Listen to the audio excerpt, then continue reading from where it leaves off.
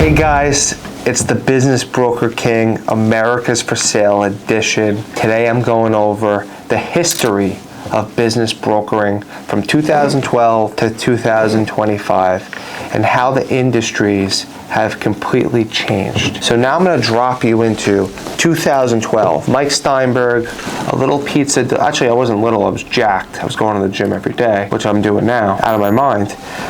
2012 pizza delivery boy, delivering pizzas, and I learned about business brokering through my delivery job. So when I was delivering pizza, I knew everything about the business. I knew how to cook, I knew how to make pizza, I knew how to do the counter, to pick up the phone, handle the whole operation myself. And I started with this pizzeria in 2000. I was their first employee ever in 2008. And in 2012, I was on a delivery and I came back. I remember I came back with my delivery bags. I put the bags back and then I see this guy walk in. He gets out of a Rolls Royce, out of the back of a Rolls Royce. And he comes in and he starts talking to me. He's like, hey buddy, what do you call me? Hey chief, can you please put in 2 buffalo slices or whatever he said? I forgot what he ordered. I said, no problem. And then he goes to pay and he just drops a card and it's just like, boom, like that. And it was a black card. And I was like, wow, that thing is heavy. I'd never seen a black card before. I didn't even know what a black card was. And I basically picked it up and it was a black card, dropped it, and I was like, what is this? He's like, yeah, it's a black card. I'm like, what do you do? He's like, I sell businesses. So, you know, I'm like, that's interesting. He's like, yeah, I'm actually selling a pizzeria down the block. I'm like, you're selling a pizzeria? How do you sell, what does that mean? How do you sell a pizzeria? He's like, yeah, the owner wants to sell. I'm like, does he own the real estate? He's like, no. I'm like, you could sell a pizzeria? So it intrigued me. So then I went to his office. He's like, why don't you stop in? My office is a couple of blocks down, you know, and I asked him, how long have you been doing this for? He's like, I've been doing this for 50 years. I'm like, I'm stopping in. I want to learn from this guy. When I went to a delivery in the area, I popped in the office for a second and I saw the operation. He had about 15 people there on the phones. You know, I see all these like antiquated notebooks, you know, BDS sheets, business data sheets that are like 18 inches long, you know, and it's like really old school noted paper. And it's old school now, but back in the day, that was an old school. So I walked in, you know, I see the secretary, I see a buyer speaking to another broker at the table. He gave the broker his ID, which everything is DocuSign now. So it was really cool. And I was like, yeah, like I'm interested in learning about this. Like, can I come on the weekends? He's like, I don't work the weekends. I used to work the weekends. I've been doing this for 50 years. You got to come in between your deliveries. So that's what I did. And then from then on, in between my deliveries, it's only a few minutes away. I would stop there. When I wasn't working, I would take a day off. I would spend all day there. I eventually asked him, could I spend the weekends there? I'd spend the weekends there, even though no one was there. And I just loved it. And he got a huge liking to me, and then he took me under his wing directly in front of everybody else, about 12 different people. So then when he did that, I closed my first pizzeria deal, and I said, you know what, I'm done in the pizza, I'm done delivering. I spoke to my boss, who was my friend, and I was like, Joe, I'm out. He's like, Mike, I know you're gonna do big things in life. Good luck, let's go. So basically, I left the pizzeria. I made my first deal, made $20,000, which was my yearly salary. It was more than my yearly salary on my pizzeria. I stuffed it away, and I said, I'm doing this full time. My girlfriend at the time was 100% behind me, and my mom was 100% behind me, and I went into this like a little puppy.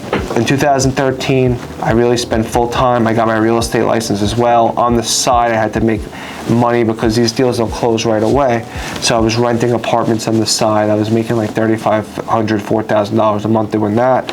And I was selling businesses. So then eventually I sold another pizzeria, and this one was in Manhattan on 5th Avenue in New York City. And the buyer lived in Dubai.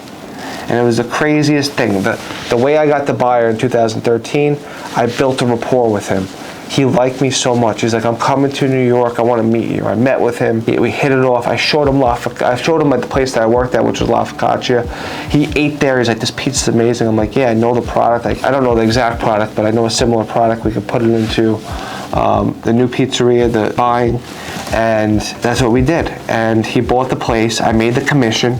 It was a $700,000 deal. I made the commission. It was not 10%. I think I got 6% on that deal. It was like 40 grand. And I struck a deal with him to become a partner in that pizzeria. So this is 2014 now. Now we go fast forward to 2014. So I'm in the pizzeria, operating this massive place that was doing doing like 1.6 million a year. I was 23 years old, and I had to pay $25,000 a month. I was in rent, and I was the one controlling the whole business. The day we closed the deal. He said, "Good luck, Mike, have fun." And he left me with this business at 23 years old. I figured this shit out. I brought in all the top talent. I didn't change anything right away. That's what you don't do in business. You don't change things that work. I added pepperoni knots. I added pinwheels. I added amazing grandma pizza. I got a panini press. I implemented a lot into the business. And eventually we took the business from 1.5, 1.6 to 2.1. Then what we did was, so 2015, I basically found someone to buy it, and we exited it, and we both made a lot of money. In the meantime, at the same exact time in the office, I was working on Empire Business Management and Business Brokerage, and I sold my first car wash while I was operating that pizzeria. And in that deal, I made $45,000. So it's 2015, I sold a pizzeria, we made money, and I was selling car washes inside the pizzeria in Fifth Avenue in the basement. I sold my first car wash. It was the Valley Stream car wash. It was a great deal. That was a $45,000 check. Actually, what happened was, this is a little story. The seller went behind my back for my first car wash deal ever, and I didn't know anything about it. I was an inexperienced puppy in the business, and the seller went behind my back, and the buyer went behind my back, and they did the deal. They did the due diligence themselves. I found out the day of the closing. She's like, "You know what, I can't pay you." I'm like, "What?" So I threatened to kill the deal, and I got $45,000 out of her. Now, this is why you don't screw over brokers, everyone. The seller, I heard the seller the day of the closing went into the office and cleared out her computer and committed fraud. And the buyer sued her for fraud and won. And he won $800,000. So that was a crazy story. I wasn't involved. I got just paid just because I had a contract in place. That's why it's important to have contracts. But that was a great first car wash into the industry. So I could say I got that one under my belt, even though I didn't do the work. So I got that car wash done. I sold a car wash in Levittown that was an old piece of junk that was closed for $500,000. I wish I bought it now. Now the guy that owns it is killing it. This guy, Ultimate Car Wash. He's killing it. He's got great express car washes, and he probably has 5,000 members at that location. And I sold that car wash. I sold Rainbow Car Wash in Hicksville. That was a great deal. And they're killing it. I sold Rockville Center Ultrasonic Car Washes 2016, 2017, 2018. I sold 2 retro fitness gyms those years, Hempstead and Freeport. I sold a liquor store in Rosedale with the property. That was a great deal. I sold a salon in Manhattan. I sold a bunch of restaurants and pizzerias all over the island. And then I started selling more car washes in 2018. I sold Hicksville Car Wash. I sold Rockaway Car Wash. I sold another Valley Stream Car Wash and Detail Center. I've sold probably 70 car washes in the last 10 years. That's been my business model.